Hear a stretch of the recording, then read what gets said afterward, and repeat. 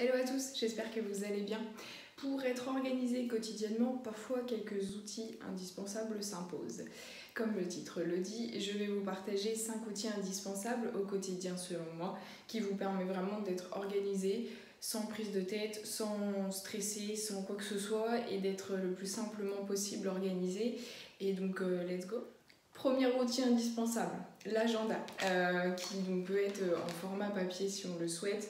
Par exemple, moi j'aime beaucoup le format comme ça, semainier, qui permet d'avoir vraiment les heures, etc. Donc on peut noter vraiment bien les rendez-vous, etc.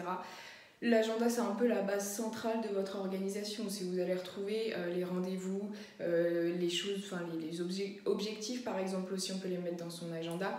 Voilà, on y retrouve aussi peut-être ses horaires de travail, on peut mettre aussi des to-do list dans les agendas, donc vraiment c'est la base centrale de votre organisation.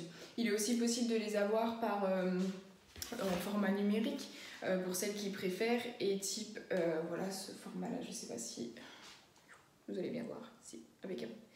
Et donc du coup, si on voit assez, on va y arriver. Ok.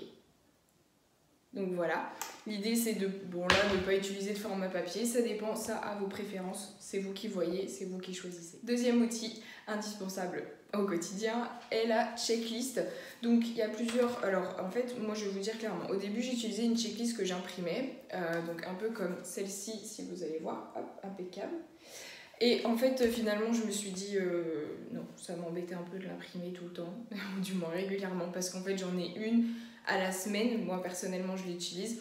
Et en fait ce que je fais maintenant c'est que je prends voilà, là c'est un exemple d'une impression qui n'avait pas été réussie. Et en fait finalement, maintenant je les mets dans une pochette et ça sert de brouillon, de dessin, papier à dessin pour les enfants qui viennent ou autres. Et en fait l'idée là c'est de simplement utiliser ça pour... Excusez-moi Elias qui vient, bonjour. J'ajoute pour la checklist que voilà, elle est à faire ou tous les jours ou par semaine, c'est à vous de voir en fonction de ce que vous préférez. Mettez tout en haut de la checklist ce qu'il faut prioriser, ce qui est important aussi, ça c'est le mieux. Et de l'avoir toujours près de soi, donc si c'est sur le téléphone, c'est top.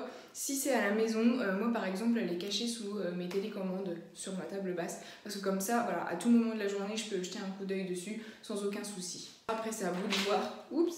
Si vous préférez de l'avoir en format papier ou en format numérique, parce qu'il existe aussi de très bonnes applications pour le format numérique. Je crois qu'il y a To-Do List de Microsoft par exemple, moi j'utilise, mais il me semble qu'il y en a d'autres. Si ça vous intéresse d'avoir des idées d'applications, n'hésitez pas à me le dire dans les commentaires, je vous ferai une vidéo à la rigueur dédiée sur ce sujet-là. Ça me ferait plaisir en plus d'ailleurs de vous lister un peu certaines applications qui peuvent être bien pour l'organisation quotidienne. Pardon. Troisième outil indispensable qui est le planning de repas. Donc je vous montre un exemple de celui qui est disponible actuellement, je vous explique après. L'idée du planning de repas en fait c'est de gagner du temps, de gagner de l'argent, de ne pas être perdu pendant la semaine, de ne pas avoir à chercher aussi ce qu'on peut manger. C'est un accessoire, un outil que je n'enlèverai plus maintenant depuis que je l'ai en tout cas. Pendant le confinement, je sais que je l'ai enlevé parce que vu qu'on avait beaucoup de temps, qu'on ne savait pas trop à la journée, parce qu'on a un peu marre de faire à manger par exemple, on faisait à la journée. Mais quand on travaille, etc., c'est vachement pratique parce qu'au moins on a juste à se fier, nous il est sur le frigo, on a juste à se fier à ce qui est écrit dessus. Et du coup, voilà, on n'a pas besoin de chercher ce qu'on va manger ce midi ou ce qu'on va manger ce soir. Honnêtement je le recommande vraiment. Je viens ajouter le quatrième outil avec ce cinquième outil, c'est la shopping list, donc tout simple, une liste de courses qu'on fait depuis toujours, mais là voilà, elle est un peu, donc déjà comme vous voyez elle est un peu optimisée, fruits, légumes, etc. Donc ça c'est un peu mieux pour les rayons d'un magasin on va dire. Et l'idée du coup c'est en fait de la remplir avec en accompagnement son planning de repas chaque semaine. Par exemple moi je la remplis chaque dimanche. Et en fait, quand j'ai rempli le planning de repas, je regarde ce que j'ai à la maison et je note ce que je n'ai pas. Et ce qui fait qu'en fait, du coup, il y a un peu moins de perte d'argent, entre guillemets, parce qu'on a toujours envie de prendre un peu par-ci, par-là.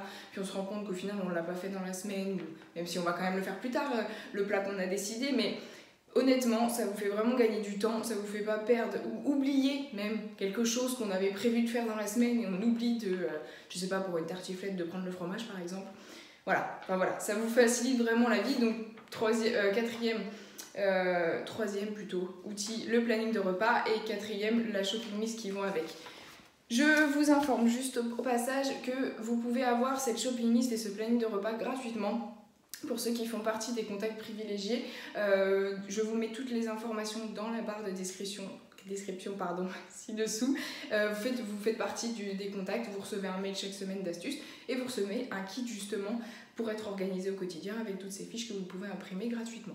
Voilà, passons du coup au cinquième et dernier outil qui est du coup alors j'appelle ça, ça s'appelle sous plusieurs formes, mais un carnet quotidien, un bullet journal. Moi j'appelle ça le carnet vide-cerveau.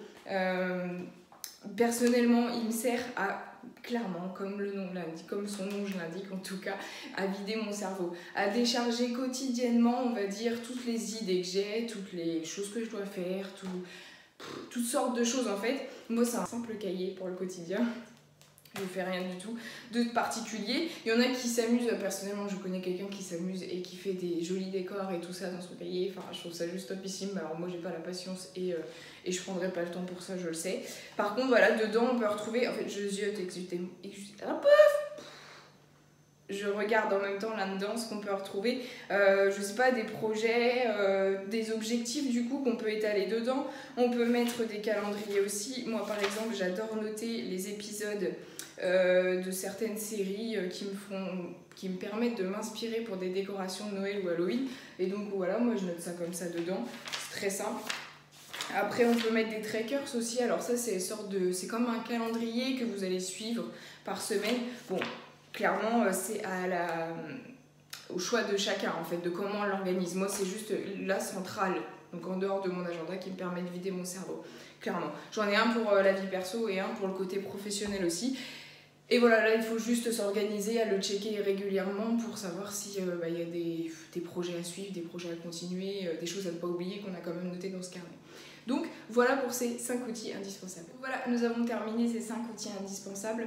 Je récapitule rapidement. Nous avons l'agenda, la to-do list, le planning de repas, la shopping list et donc le carnet vide-cerveau qui vous permet du coup d'être organisé au quotidien, du moins qui vous facilite en fait la tâche pour être organisé au quotidien facilement et simplement. N'oubliez pas d'aller dans la description si vous souhaitez avoir le kit gratuit. Donc je vous remonte rapidement, tac, pour avoir la shopping list et le planning de repas gratuitement et faire partie des contacts privilégiés. Dites-moi dans les commentaires quel est votre outil favori au quotidien, quel est l'outil que vous utilisez au quotidien et lequel qui pour vous est indispensable. Que ce soit dans l'agenda, le vide-cerveau, le planning de repas ou quoi. Dites-moi tout ça dans les commentaires.